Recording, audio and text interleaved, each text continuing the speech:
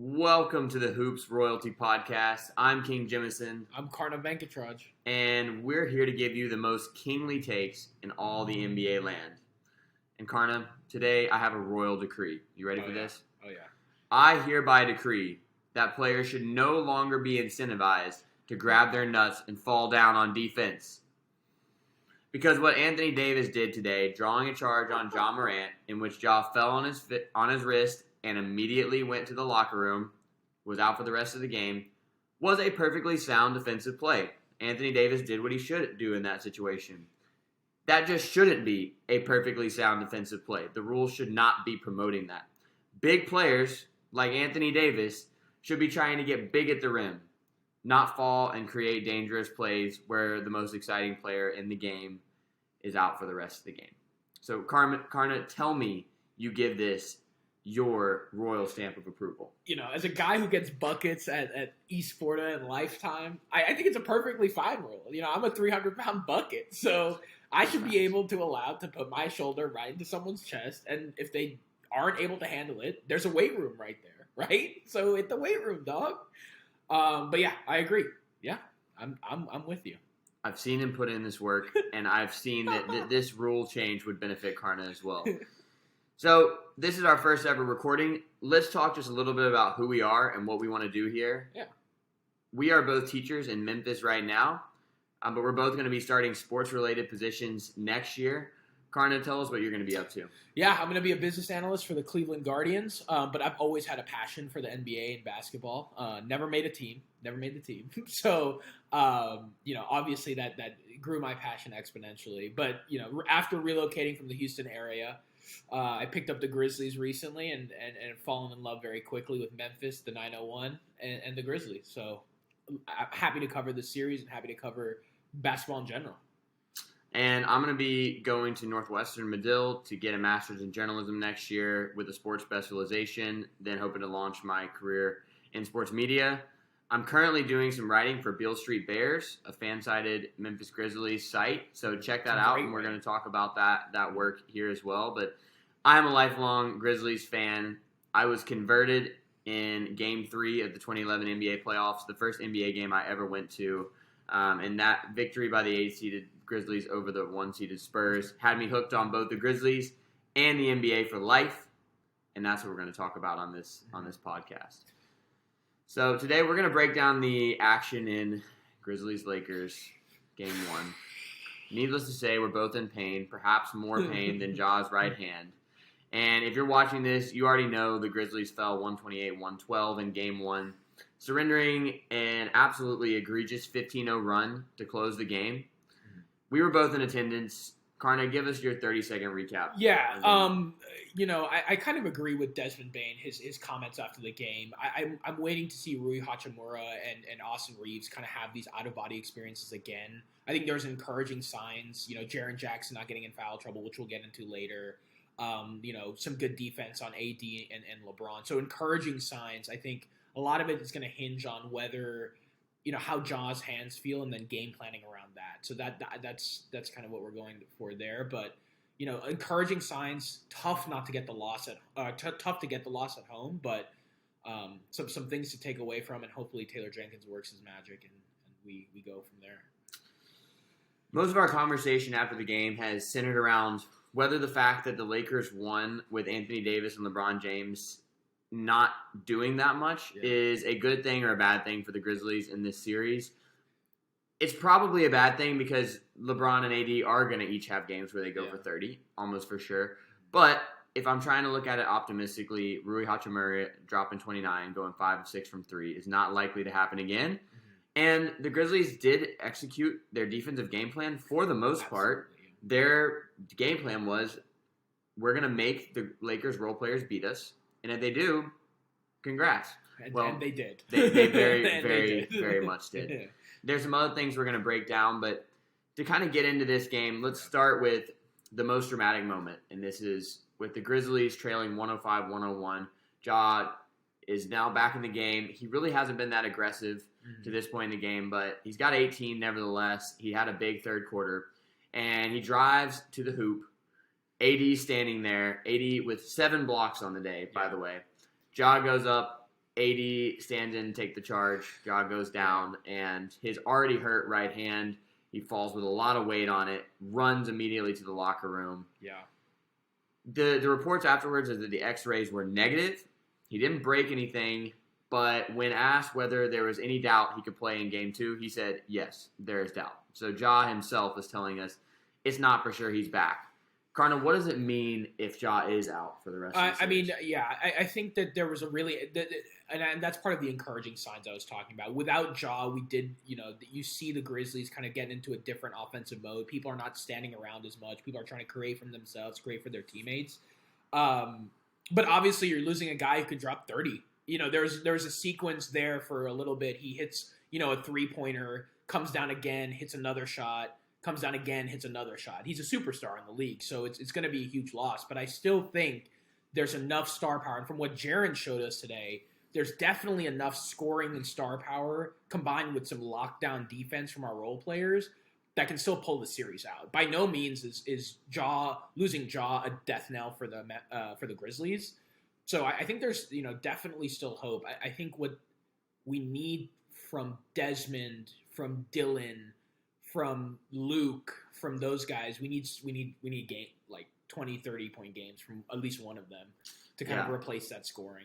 Yeah, the Grizzlies can win this series without Ja Morant. Yeah. It's definitely easier with Ja Morant because the Lakers don't have anybody to guard him. Jared Vanderbilt, I actually thought, did a good job in this first game, but long-term, over the course of the series, he's not going to have the goods to lock up Ja. What the Lakers did defensively on Ja was they packed the paint. And Anthony Davis was an absolute monster.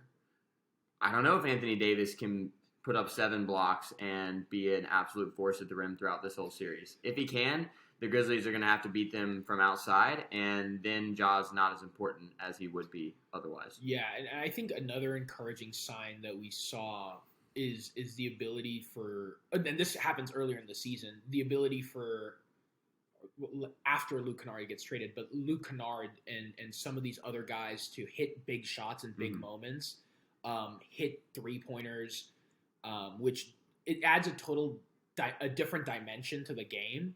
But what you lose from Ja is that packing the paint that opens up the rest of the offense, right? I think Ja can, as Ja improves, he will make the whole team multidimensional. But sometimes he can make it one-dimensional. I think we saw that today, even when times, because Ja needs to be aggressive, and he just couldn't be today for whatever reason.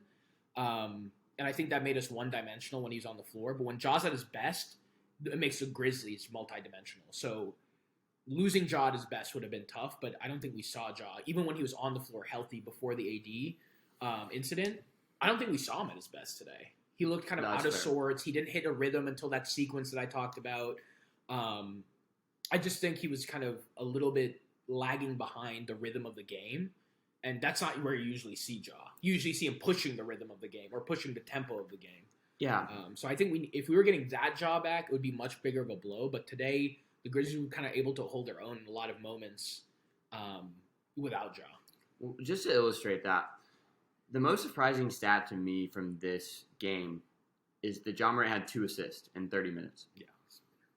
This is a guy that for his playoff career averages 9 assists.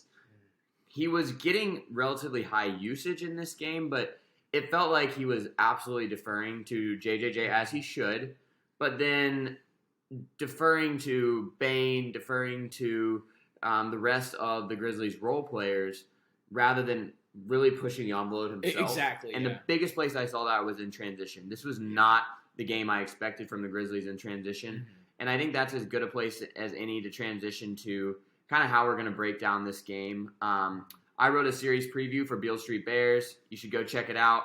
I think everything there is still going to be salient over the course of the series. I had 5 big points that are, I think, going to determine the series. They were all pretty impactful in this first game. So we're just going to check in on each of those 5 keys to the series after game 1. Your first point, first of all, this is he didn't plug it as well as he probably should have. This was a killer series preview. Loved reading it. So what I want to do is I want to go through each point with King, the author, see how he's feeling after the game, and then kind of see if his predictions changed, which I don't think it should. I think it's a great prediction. But let's start with Jaren and Dillon foul trouble. How did you feel about foul? I think we should talk about foul trouble in general because there was a surprising name on that list for foul trouble. So can you just jump into how you felt about Jaren's performance, Dillon's performance, and then that name that we'll get to it towards the end? Yeah, Dillon got in foul trouble pretty early. He sat for, I think, the last 8 minutes of the second quarter, an extended stretch with 3 fouls. I mean, he picked it up early in the second quarter. But the guy we were most worried about, Jaren Jackson Jr., the second most foul-prone player in the entire NBA, and going up against a Lakers team with the best free throw differential in the entire NBA, and Jaren ends up with 3 personal fouls. He had 1 in the first half. Yeah. He did an excellent job of playing within himself, not picking up fouls. And that allowed him to put in work on the offensive end. Jaren Jackson Jr. was the best player on the court in a game featuring Anthony Davis and LeBron James. He put up 31 points on 13 to 21 shooting. And as you pointed out, Karna, tell me about every time what happened when they put him in ISO. That was the thing that I wrote down in the notes during the game. I quickly typed out Jaren Jackson Jr. on the ISO, on LeBron, on anyone that was switched on him. It was cookies. He was there. He was scoring. He looked great doing it. 3-pointers were falling. He opened up his complete bag today. And I think, yeah, I agree. I think he was the best player on the floor, and I don't think it was close. And I think to caveat that a little bit, Rui Hachimura is the only one that got close to him in terms of scoring, really, in any real sense. And that was once-in-a-lifetime game from him, probably. This is something that we could see from Jaren night after night after night because he has the physical tools to do it. And now it seems like he's growing into his body, developing like everyone thought he would. And maybe this is kind of the series where he takes that next step and he's in that conversation next year for some of those bigger awards. And I think maybe this is the first step. I may be being a little dramatic, but we've been waiting for that next step, and I think this is part of that. Having a big series against 2 of the best players in the NBA. I've heard a conversation, and this is a quick, tangent from where we're at right now. But yeah. Karna, I've heard a conversation amongst Grizzlies writers about whether they think over the next 5 years, Ja or Jaren will get more MVP votes. Tonight would indicate one way. What do you think? Well, let's look at where the league is going. Jokic, Embiid, and Giannis have all 3 might have the closest MVP race of all time. So I think that in that sense you have kind of an answer, right? Like the league is sort of, and Giannis and Jokic have what traded. Jokic has 2 in a row, and either way, Giannis has won one as well. Yeah, it went 2 Giannis, 2 Jokic. Yeah, it went 2. Okay, it's traded. Yeah, so 2 Giannis, 2 Jokic. So. I mean, look where the last 4 MVPs have been similar body structures and types to Jaren. And honestly, Jaren's a better shooter than Giannis. He's not as physically imposing, but Jaren has the physical tools to take that next step. The question is, will he? And I think having big series against some of the best players in the NBA, specifically one of the best defenders in the NBA, is a really, really encouraging sign. So if I'm weighing in that conversation, I'm saying Jaren, actually. I'm saying Jaren. I'm saying Jaren, too, because of the two-way impact. Yeah. People in the MVP race at least should value defense, and he's arguably the best defender in the league. Yeah. But to get back to the foul conversation, Jaren stays out of foul trouble. He has a big game. So that's check.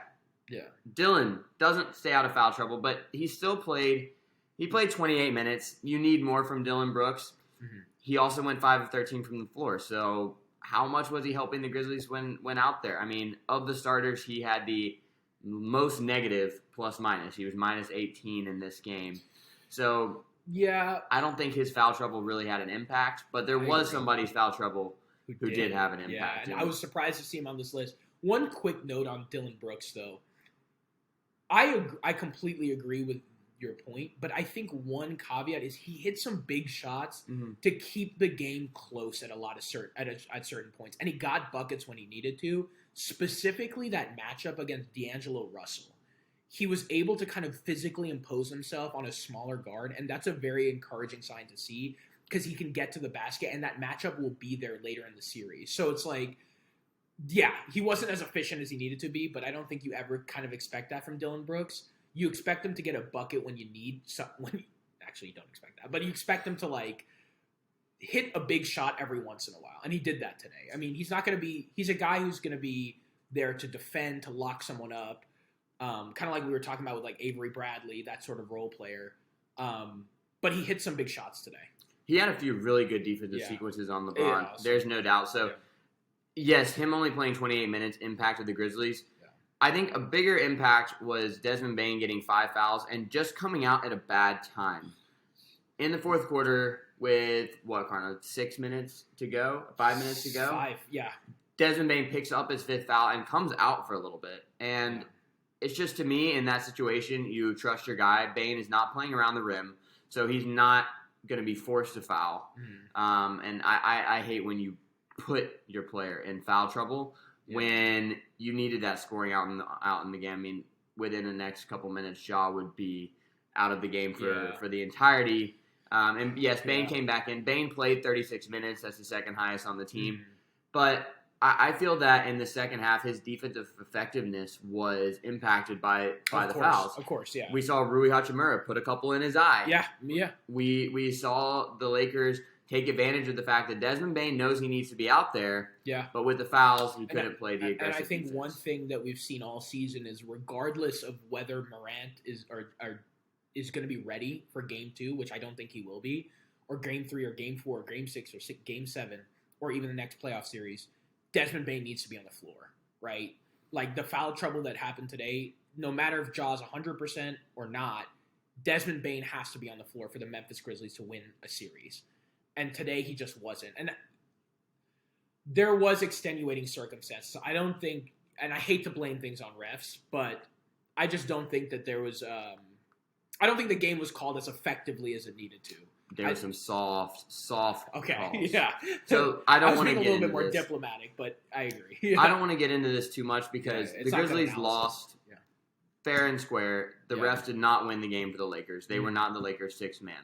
Yeah. That being said, I hate the fouls on offensive rebound attempts. Yeah. Yes, the Grizzlies are a smaller team. They have to get a little bit physical on the box outs. But what we're seeing is not grabbing the jersey. We're not seeing them yanking the arm. Yeah. We're just seeing a little bit of contact on a 7-foot behemoth in Anthony Davis. And I think that was a foul that was kind of referring to is it was an unnecessary foul call. I think you swallow the whistle in the playoffs. I think you swallow the whistle in the playoffs. But I agree with you. I think there was a lot of basketball mistakes that the Grizzlies made today, and there were a lot of great things that the Lakers did today that swayed more than just the ref. So I'm definitely there with you.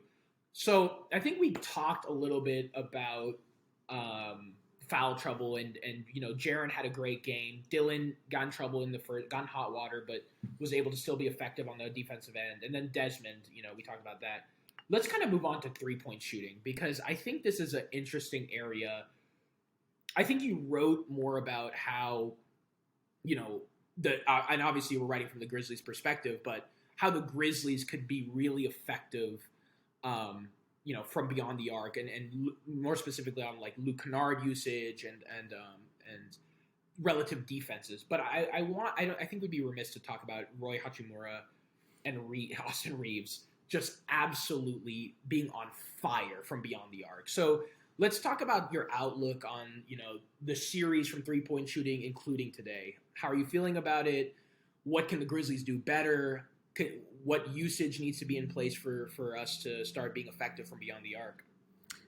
This was maybe the first playoff series in Grizzlies franchise history in which, coming in on paper, they had a 3-point shooting advantage. And this is not just my take. Chris Harrington of the Daily Memphian, Keith Parrish of Fast Break Breakfast and Grits and Grinds. This was their whole point coming into the series is the style that we've come to expect from Memphis is they're going to lose a 3-point battle, but they're going to make up for it on offensive rebounds, on turnovers, on points in the paint. And since Steven Adams and Brandon Clark went out for the season, that's flipped for the Grizzlies. They've become a good 3-point shooting team, and they've also become a team that relies on the 3. And today, the Grizzlies were fine from 3. If you look at the numbers, I believe they shot 38%. I'm going to check that right now. But the problem was they were supposed to have the advantage in three-point shooting, and instead the Lakers absolutely went off. Grizzlies went 13 for 36. Yeah. 13 for 36, so, which, 36%. You'll take that. Yeah. You'll take that, and 13 made threes is basically what the Grizzlies have been averaging since the trade deadline, since acquiring Luke Kennard. But the problem is the Lakers making 16 of 37, shooting 43%, 5 of those coming from Rui Hachimura, who's a 34% three-point shooter this season, I believe. Below average three-point shooter by that mark. And, you saw players that you don't expect to be making threes. They were making a lot of threes tonight. I mean, LeBron had 3, D'Angelo Russell had 3, Austin Reeves had 3. Yeah. And so the Lakers, a team that's not a good three-point shooting team, they've been better post-deadline since acquiring Malik Beasley, acquiring D'Angelo Russell, losing Russell Westbrook. That's addition by subtraction. They've been better, but they are still a below-average three-point shooting team. I believe they're 19th in the NBA in threes made per game since the deadline. Today they make 16 on efficient shooting. 5 of those come from a player in Rui Hachimura, who your game plan said, let him shoot. We're going to let him shoot. Like, we'll close out, but we're not running him off the three-point line. And, like I said earlier, I'm with Desmond on this. I think that, you live with that. You get beat by a role player who, again, outkicked his coverage when it comes to three-point shooting. And, Austin Reeves had an out-of-body experience in the fourth quarter. He didn't miss a shot in the second half or the fourth quarter. He puts up 14 points in that half. I mean, you live with getting beat by guys like that. You stick to your defensive game plan. So, I think three-point shooting. I think one thing I didn't and I wanted to see a lot more of was kind of after Ja goes out, I wanted to see a little bit more of Luke Kennard and just using him in a way where you're letting him catch and shoot and really be in his element. And because I think what he showed towards the latter part of the season was that he's a guy that can be relied on. And especially when you lose a big portion of your scoring, he's a guy that you can go to for a bucket. And I think it's also a conversation about, hey, Luke, you probably need to be more aggressive. There was times where he kind of held up on the shot, passed it off when he didn't need to before making a move. So I would love to see, coaching kind of come up with a game plan in this next game. Say, hey, Luke, we're going to give you the ball in these situations, and you have to be ready to just catch and shoot. Yeah. And I'd love to see his usage go up, his shot attempts go up as well. A couple things on Luke Kennard. First of all, this was not an elite shooting game for him. He went 1 for 4. Yeah. This man shot 49% in the regular season from 3. That is today's percentage was half of his season-long percentage. So you expect him to make more. There were a few times where I thought he could have pulled up for a 3, and he passed it off. Now, we know that he's a bit of a hesitant shooter. He can be reluctant. But in this series, particularly if Ja is out, they need Luke Kennard firing away. Yeah. The kind of firing away he did in that Houston Rockets game where he goes 10 of 11. Karna. As you will see, his allegiance to Memphis is secondary to his allegiance to the Houston Rockets, and we're cool with that. But in that Rockets game, Kennard would shoot with an inch of space. In this game, it was like he was waiting for an open invitation to take the 3. And that is a negative. First of all, he needs to make more than 1 of 4. Second of all, he needs to take more than 4 threes. But the thing is, he still had the highest plus-minus for any Grizzlies player in this game. He was plus 11. To me, that says, first of all, that he was not on the floor for the 15-0 run at the end of the game. Yeah. But more consequentially, the spacing he provides helps everybody else, even when he's not taking shots. And I thought he held up on defense. He held up on defense in this game. He was not getting switch hunted because the Lakers don't really have the personnel to switch hunt Luke Kennard. So he played 25 minutes in this game, tied for the most of any player off the bench. Yeah, I think that number might need to be over 30 if Ja's not out there. In fact, I think it absolutely needs to be over 30 if Ja's not out there. It absolutely does. He's going to be the true sixth man if Ja is not out there. And even if Ja is out there, they need to make a more concerted effort to draw up plays for Luke Kennard. All of his threes today were on drive and kick opportunities. That's all well and good. That's where most of his shots should come from. But I would love to see a couple ATOs drawn up for Kennard. Yeah. Get him in a rhythm early because he's just such a weapon. and he can be the equalizer in the three-point battle that swayed heavily for the Lakers. The rest of the series, I expect it will come back to the Grizzlies in no small part because of Kennard. And ATO was actually where I was thinking about running those plays for Kennard. He's like, there's these half-court, plays that you can just run for your three-point shooter that he just needs to be involved in and take that shot. And if, you lose because Luke Kennard goes 1 for 15, which I don't think he will, then yeah, you take that chance when Ja's not on the floor and you lose your best player. That's just how, the NBA works. So yeah, I think we covered 3-point shooting, and I think we covered how the Grizzlies should kind of use one of their better players towards the latter half of the season, kind of more effectively and more often. This was an interesting part of your piece and how it played out today was offensive rebounding. Just a quick overview of the stats. The Lakers had, I believe, 10 offensive rebounds, 35 defensive rebounds. The Grizzlies have 6 offensive rebounds, 28 defensive rebounds. I think we see a 35% offensive rebounding rate from the Lakers to 18% from the Grizzlies. So, and we obviously see the fouling on the box out on a couple of different things. So why don't you go a little bit into how you think offensive rebounding played out today and what the Grizzlies maybe could do better coming into Game 2? We knew coming into this series the Grizzlies were likely going to get killed on the boards because 2 of their 3 best rebounders are out for the season in Steven Adams and Brandon Clark. And particularly when facing just an absolute huge center like Anthony Davis, you really miss Steven Adams out there. And Anthony Davis, particularly in the first quarter, was just grabbing every rebound. Mm-hmm.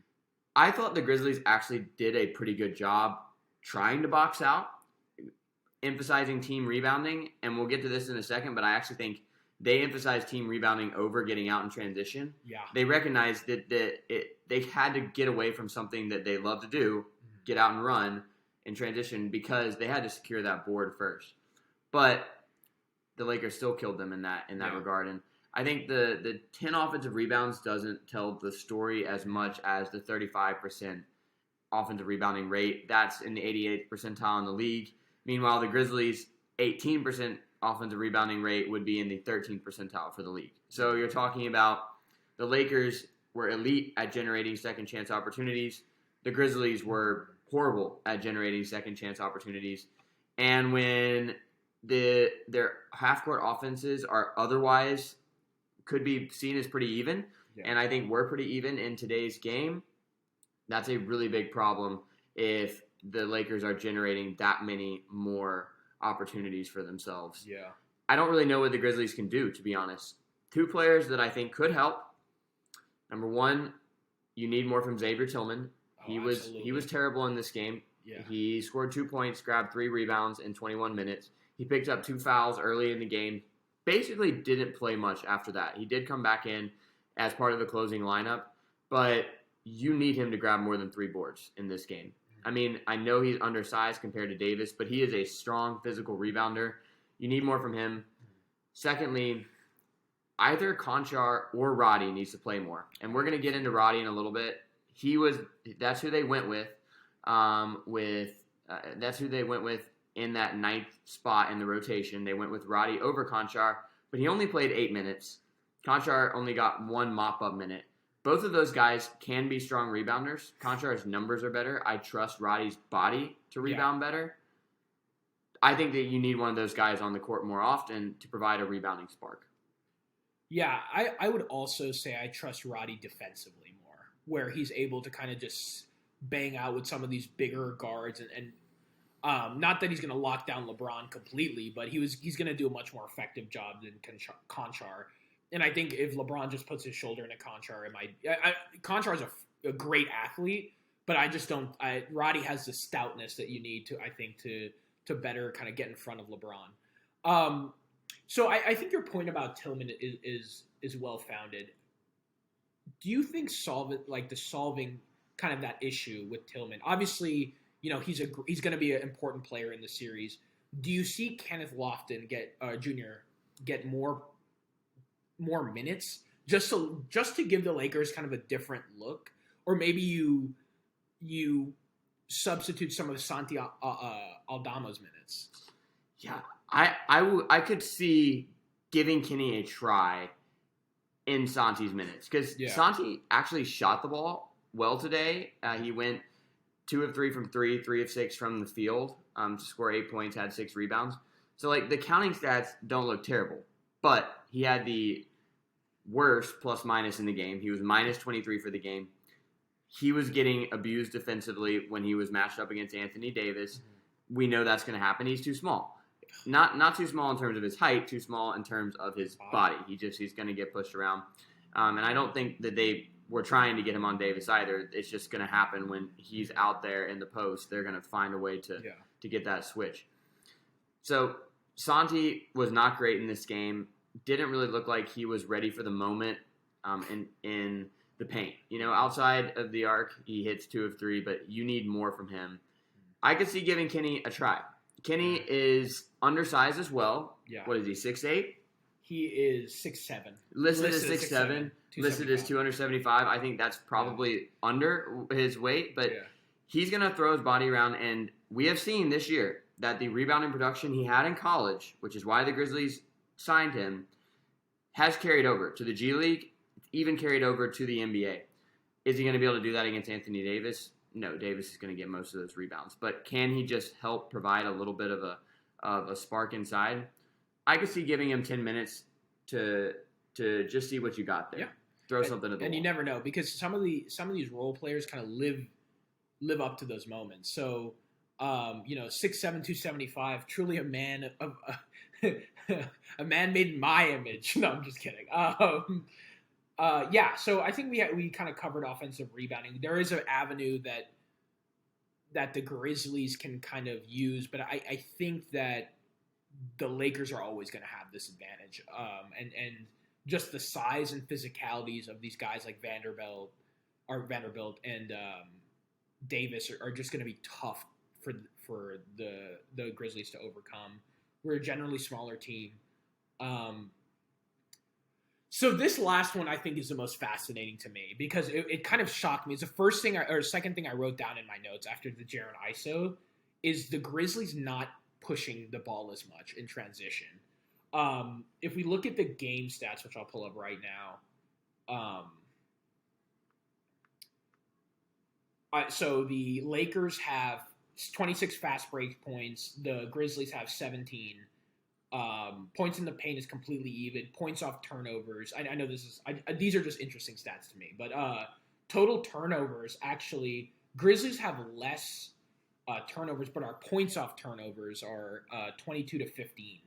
In favor of the Grizzlies. So interesting to kind of see the Grizzlies kind of use that half court offense more and not push the ball as much. So can you kind of give me your thoughts on, how does the transition game just look different for the Grizzlies with and without Ja potentially? So, yeah.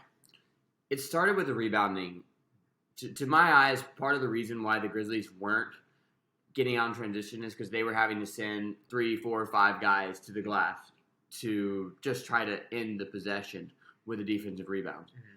But I also felt that there was a couple times where, particularly with Ja, he walked the ball or jogged the ball up the court when I would usually expect him to just fly up the court and try to generate a foul or get an easy bucket.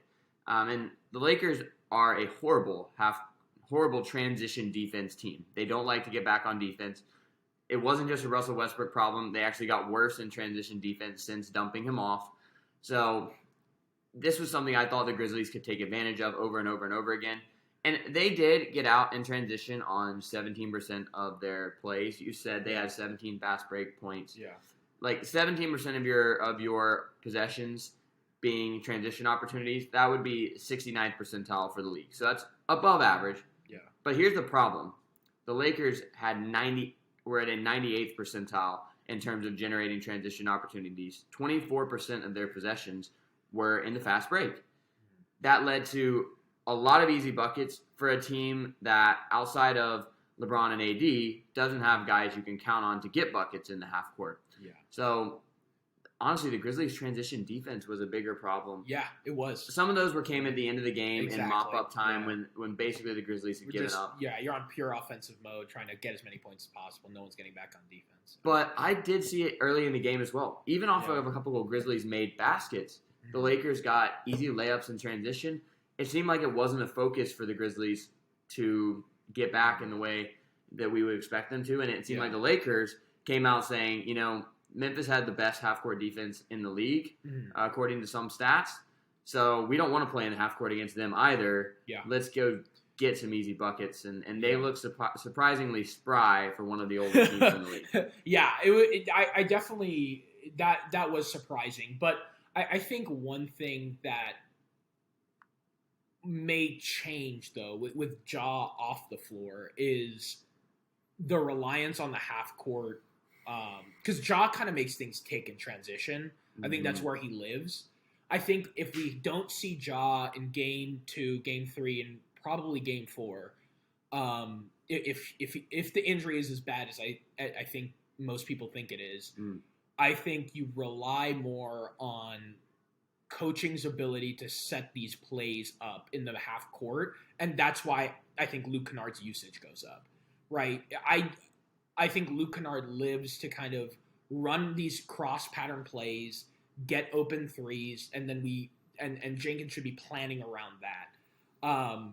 And I think transition will start to play less and less of a role. But I agree with you. Transition defense, and I think our data is a little bit muddled by the fact that we are kind of we saw a lot of transition buckets in the last 2-3 minutes of the game when the Grizzlies were really just trying to get back into it. I think one other surprising defensive stat that we kind of saw was the block disparity. Usually the Grizzlies are second in the league in blocks per game, averaging 6. They had 2. AD on his own had 7, which is insane. I think part of Jenkins's plan was to put him in foul trouble. And I just don't think it worked the way that he thought it would. I didn't know that AD still had that level of interior defense in him. I'm not sure AD knew that, and it seems like Taylor Jenkins didn't know that either. Yeah. They were going to go out AD early in this game, and he just stood him up over and over again. 7 blocks. The Lakers had 11 as a team. Yeah. Way, way, way over their season average. Yeah. They were a very mediocre team in terms of getting blocks this season. LeBron had 3, including a chase down on Desmond Bane. A little bit of payback for the talk Bane gave him in last regular season. And another thing to build off the blocks, steals also were favoring the Lakers when that's a category you thought would be heavily in the Grizzlies side. The Lakers turn the ball over a fair amount as a team. The Grizzlies are very good at valuing the basketball. They don't turn it over. The Lakers had 7 steals in this game, though. The Grizzlies had 6. The Grizz are 3rd in steals per game in the regular season. The Lakers were 25th. And yet in this game, they were even, with actually the Lakers having a slight advantage. So those stocks, which are what we know JJJ for and what we've known the Grizz to get over the past few seasons, they got to at least generate something there. I know they're not the stock monster that they were with Brandon Clark and Steven Adams. They still have guys who can get steals, get out and run. Yeah. That needs to be a priority in Game 2 and moving on, because without Ja, you don't have the ability to just break down a half-court defense over and over and over again. Jaren ISO might be the answer there, but you need to get some easy buckets and wear down this Lakers team in transition. Okay, so I think that's a point to where, I think I see that in a lot of sense. I think that what I expect from coaching, though, is but I would also say, kind of counter to that, is that Ja is able to break down that half-court defense, but he's also pushing the basketball up the floor really fast, right? So I think transition, in a lot of ways, what that looks like for the Grizzlies has to change, right? Whether it's more passing, whether it's less slashing, whether it's more crisp passes from Desmond Bane or a ball handler into the post, and then you get Jaren kind of breaking free. That is how it could look. But I think the reliance on Ja just to get to the basket in transition, obviously it's not going to be there. So, like, do you think transition looks differently for the Grizzlies? That's a good point. Ja is, of course, a transition monster. Yeah. They still try to get out and run without him, though. Yeah, and I think Tyus is good at pushing the pace. It He's looks great different. at pushing It's not, the pace. with Ja, it's a one-man wrecking crew. He's just so fast, he beats the whole defense. Yeah. With Tyus and Tyus. Love the way he plays. With Tyus it's maybe less explosive, but it's similarly efficient in that you're still generating 3-on-2s, 4-on-3s. And the thing I would look for is, can we get Kennard and Bane open threes in transition? Yeah. Can we get some secondary transition trail threes from Jaren? Yeah. Because Jaren has shot the ball well from three for a month now, shot 2 of 4 today. That is something that can pull AD away from the basket. Yeah, and open up the lane for Desmond and other people to start slashing. And Tyus' floater could be a really big weapon in transition. That can get you something like 9-10 points a game just off of his floater. It's a tough shot to hit, that like a little runner, but he's been effective with it throughout his whole career, I believe. So I think Tyus maybe getting more minutes might be something, and that's kind of what a good segue to what I want to talk about next, which is, so we have our analysis kind of pre and post the first game, right? We kind of went through each point. What are like 3 or 4 things that you want to see the Grizzlies do differently coming into game 2? It starts with an emphasis on getting Luke Kennard threes up. Yeah. We've talked about that over and over again, though. I think that you're going to need to see Desmond Bane be more efficient as a scorer. Mm-hmm. He was only 6 of 18 from the field today. I mean, the counting stats look pretty good in this game for Bane. He had 23 points in the game and 22 points, but 6 of 18 from the field, 3 of 10 from 3. If Ja is out, then I think you'd like to see the efficiency increase, but maybe not a higher shot total. 18 is a pretty high number for Desmond Bane. If Ja is out of the game, though, you're going to need to see Desmond Bane taking a lot of shots. You're going to need to see him doing it at higher efficiency. Throughout this year, we've seen him evolve into downhill Des, this guy who just is a bowling ball going to the rim. In this game, I thought the Lakers were ready for it. Yeah, they were. LeBron blocked him a couple of times. AD blocked him. And again, the efficiency shows he wasn't able to hit shots around the rim. He was just 3 of 8 inside the arc. I think he might need to pull up his mid-range game. He's definitely got that in the bag. He's going to need to pick his spots more in driving. And there needs to be a concerted effort that he and Kennard are taking a lot of threes in this game. Desmond Bane's not going to go 3 of 10 too often. Mm-hmm. The other thing is, as we talked about, the rotations might need to emphasize Roddy and Konchar. Yeah. A little bit more. Or at least one or the other. Because you need somebody who can go mix it up there on the boards. We know rebounding is a problem in this series. We know the physicality of the Lakers is a problem in this series. Konchar with his rebounding and Roddy with his body are 2 ways that you could close that gap a little bit. Mm-hmm. So get out in transition, more Kennard and Bane threes. Let's see a little more Roddy. I favor Roddy over Konchar, but at least one of the 2 should be playing 15 to 20 minutes in this game. And I'm glad you brought those up. Those were 3 themes we've kind of infused throughout our discussion. My only thing, and this could just be me personally, I don't even know if this is efficient. I don't know if it's good basketball, but Jaren ISOs were just a treat to watch. He physically just bullied the Lakers. Anytime he made, and I hesitate to say this because LeBron will drop 40 at some point this playoffs. I know he will because I've been watching basketball long enough. But he made LeBron look like a subpar defender, which I haven't seen in a long time. He made LeBron look his age for once. He was physical. He got to the basket. He finished at the basket. He looked like a physically imposing kind of player that we always expected, and we expect out of him.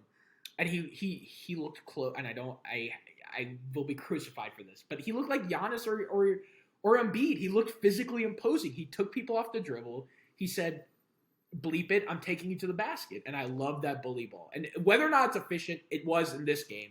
Whether or not it's efficient consistently, it remains to be seen. But it looked great today. It was fun to watch, and I hope there's more kind of that matchup LeBron versus Jaren. I think this could be Jaren's coming out party in a very real sense. I think he's a great defender, renowned for his defense, has great offensive games, but if he could build consistency around his ISO game and his shooting and really just develop that bag even more, like I said, I think he can be in the running for some MVP votes in these next 5 years. The only reason I'm not depressed after a very depressing finish to a game and the Grizzlies losing game 1 at home for the 3rd straight playoff series going back to last year. Only reason I'm not depressed is because of Jaren. Whether it means anything for this playoffs or not depends on Ja's health. But going forward, future of the franchise, Jaren Jackson Jr.'s performance today, repeatedly bullying LeBron James in ISO, is just such a heartwarming development for Grizzlies fans.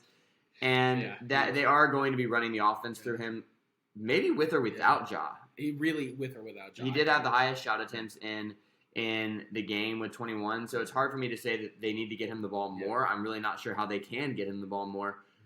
I think he needs to get to the free throw line more, and that's not really on him. There was a fair amount of contact on his post-ups that was not being called. He only attempted 3 free throws in this game. Let's take a look at that, Scott Foster. Let's take a look at how, you weren't calling fouls on Jaren Jackson Jr., but you weren't rewarding his physicality on offense either.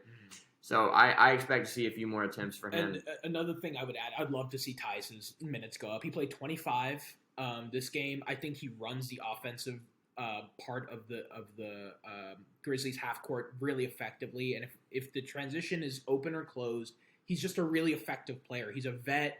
He's been in these situations before.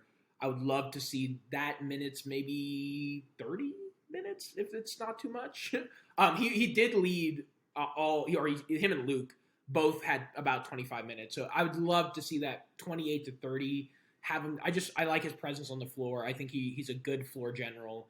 I would love to see him play more and just be more. He was 4 of 7 tonight from a field goal, 1 for 2 from 3-point, just to see his involvement go up. 2 things to close it out for me. Number 1, the Grizzlies played well all the way up until the 3-minute mark when they were down 113 to 112. To that point, the Grizzlies were trailing, but I felt like they played a good game throughout.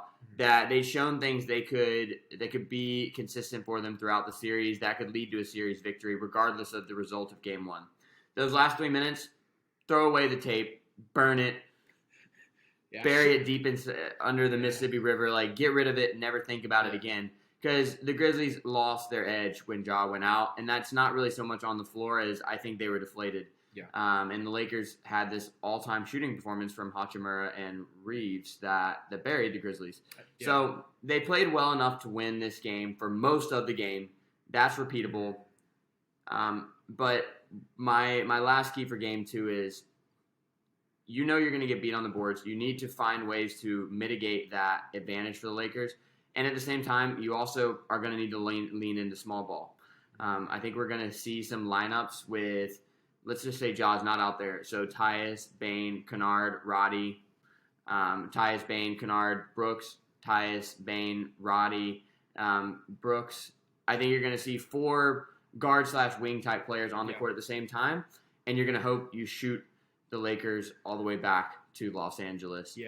With a series tied at 1-1. So I guess final kind of prediction. To maybe provide a spoiler alert for if you're going to read King, which you should read King's series preview. He predicts Grizzlies in 7. Do you change your prediction? Grizzlies in 7. And what do you predict for game 2? Grizzlies win or Lakers win? I'm predicting a Grizzlies win for game 2.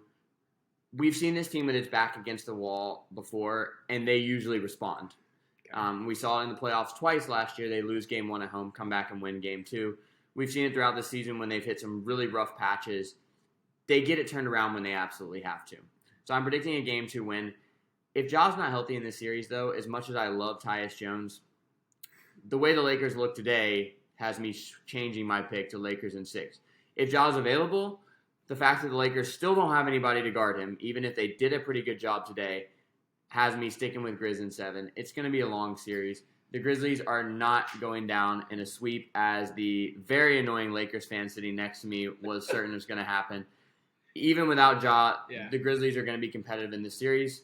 But the story now is they have to win on the road, and that's going to be hard enough with Ja. If you're telling me they don't have Ja the rest of the series, I don't think they're winning on the road. I am inclined to still stick with Grizzlies in 6 or 7. I think they're gonna figure it out. I think Ja's a question mark. Ja was a question mark. Now I think if I had to guess, they probably internally have moved on from Ja for this series and are finding different ways. And I think they do still have enough firepower to pull it out. I think as the series gets longer, the advantage goes to the Grizzlies. I said that in my preview, and I still believe that. Yeah. I mean, we saw Davis go down today, and I was hoping he would get back up because you don't want people to be out of the series for an injury. But I thought there's the moment where Anthony Davis once again can't make it through a playoff series. Right now it's the Grizzlies who are hurting, but over the course of a long series, LeBron, he looks old today defensively. He wasn't pressing the issue on offensively. And Davis was incredible, but can he hold up for 7 games? I don't know. Yeah. Game 2 is a must-win, and the Grizzlies are going to get it done. Yeah. Ja or no I agree. My prediction for Game 2 is Grizzlies win. So, yep. So, let's wrap it up there. This is the Hoops Royalty Podcast. I'm King Jemison alongside Karna Venkatraj, and you can subscribe on YouTube. There's going to be a lot more where these came from. Check out my work on Beale Street Bears. Check out Karna's Cleveland Guardians. Always check them out. And we'll see you right back here after Game 2. Peace.